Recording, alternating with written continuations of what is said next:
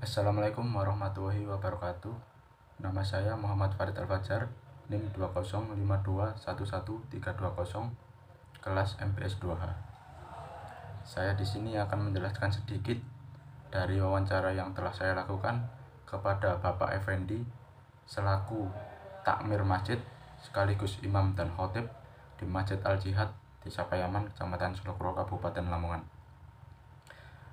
Wawancara yang telah saya lakukan ini demi memenuhi tugas mata pelajaran Islam dan budaya Jawa, dan materi wawancara yang saya lakukan ini yaitu tentang tahlilan.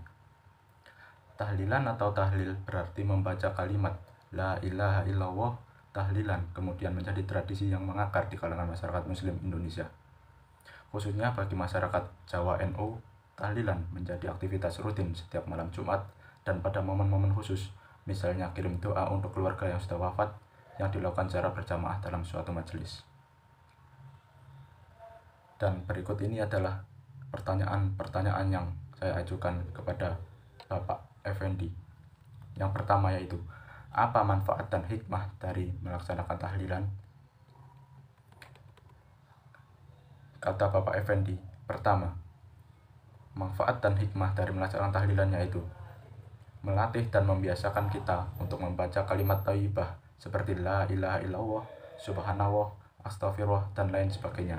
Bahkan jika sampai akhir hayat kita bisa membaca kalimat tahlil, maka akan dijamin oleh Allah masuk surga. Kita sepatutnya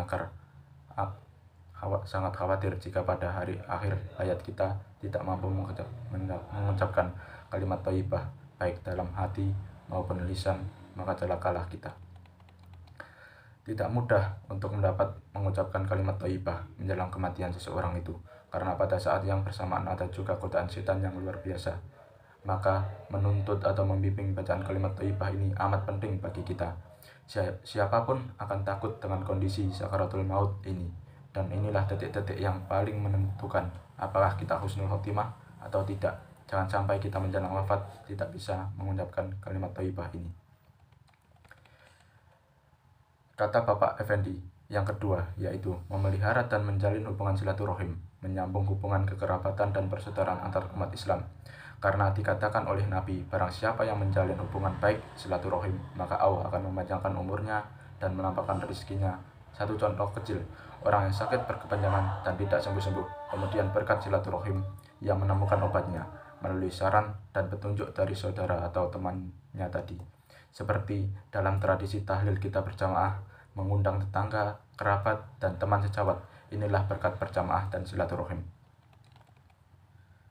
Ketiga, berbakti kepada orang tua, kerabat kita, dan berbuat baik kepada sesama saudara.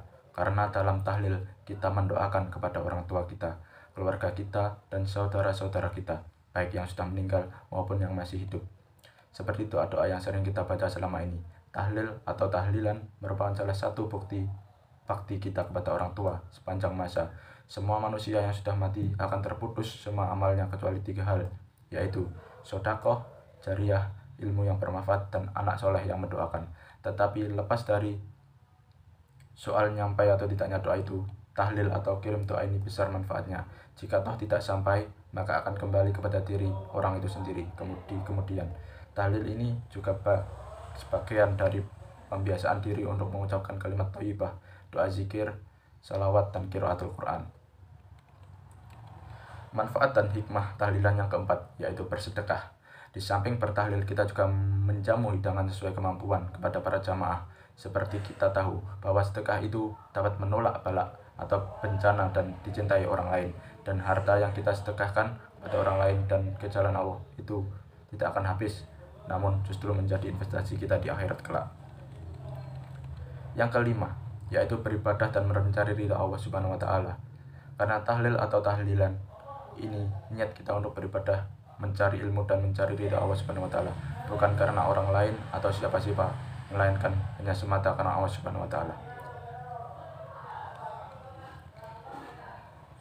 Pertanyaan yang kedua yang saya ajukan kepada Bapak Effendi yaitu, apakah tahlilan ini ada anjurannya, dan apakah tahlilan ini harus dilakukan sesuai hari jika bertujuan untuk memperingati hari kematian?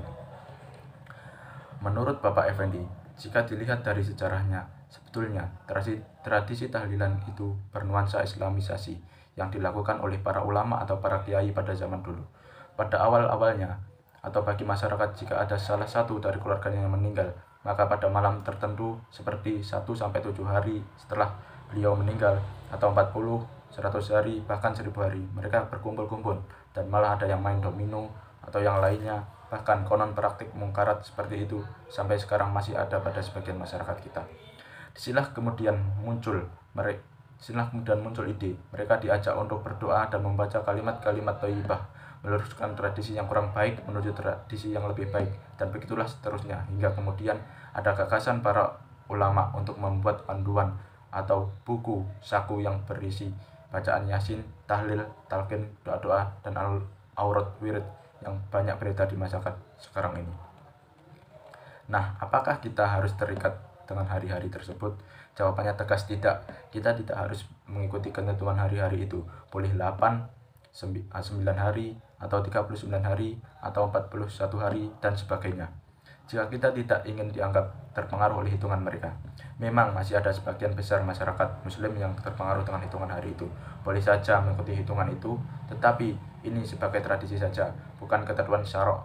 Dan juga ini harus jangan berlebihan sehingga membelenggu sampai kemudian ada yang memaksakan diri hutang-hutang hanya untuk menjamu jamaah. Tetapi sebetulnya tanpa hutang pun kalau mau sederhana bisa saja, karena tradisi di masyarakat kita siapa saja yang tinggal mati salah satu keluarga, banyak tetangga, sanak kerabat yang bersedekah membawa sembako. Pertanyaan yang ketiga yang saya ajukan kepada Bapak Effendi yaitu, apakah sekarang ini tahlilan masih sering dilakukan? Menurut Bapak Effendi, jika kita lihat pada masa sekarang ini, tahlilan ini merupakan relasi kemanusiaan yang tidak pernah pudar, karena tahlilan itu bagian dari media sosial atau medan budaya yang mengikat hubungan antar manusia.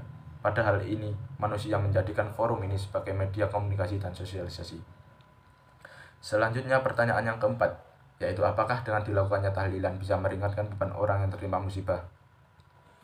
Menurut Bapak Effendi, jika kita lihat sebetulnya tradisi tahlilan pada hari-hari selama berkabung itu sangat membantu bagi orang yang tertimpa musibah. Sebab pada hari-hari itu 1-7 hari, bahkan 40 dan 100 hari setelah ditinggal mati oleh keluarga tersebut. Keluarga yang ditinggal mati itu biasanya masih dirundung duka. Pada saat seperti itulah jika selama 1-7 hari diadakan tahlilan, maka mereka akan terhibur atau merasa banyak saudara. Disinilah makna tahziah dan tahlilan itu, yang berarti menghibur keluarga yang ditinggal mati.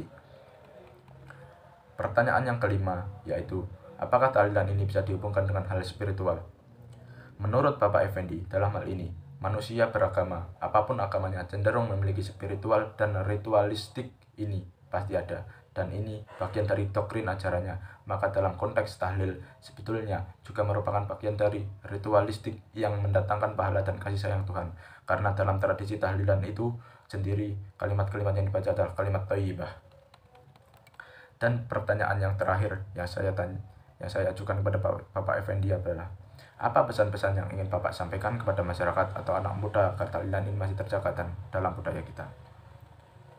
Menurut Bapak Effendi, jadi jangan sampai budaya dalam masyarakat kita ini pudar. Kita harus menjaga tradisi dan budaya yang kita punya, apapun itu tradisinya, baik tahlilan ataupun yang lainnya. Maka bagi anak-anak muda wajib untuk menumbuhkan rasa kepedulian bagi sesama dan ikut berpartisipasi dalam kegiatan-kegiatan positif pada budaya dan tradisi di masyarakat kita, agar kedepannya masih ada penerus yang bisa membawa tradisi dan budaya kita menjadi yang menuju lebih baik lagi. Sebenarnya tidak memaksa jika dilihat dari tradisi ini, dan yang jauh lebih penting dari ini semua adalah bahwa sebelum meninggal keluarga kita memang harus diberi bekal untuk dididik agama dan taat beragama. Jangan setelah meninggal baru dikirim doa dan menganggap urusan akhirat selesai, sementara waktu masih hidup mengabaikan perintah agama. Sekian dari sedikit wawancara yang saya sampaikan. Terima kasih. Wassalamualaikum warahmatullahi wabarakatuh.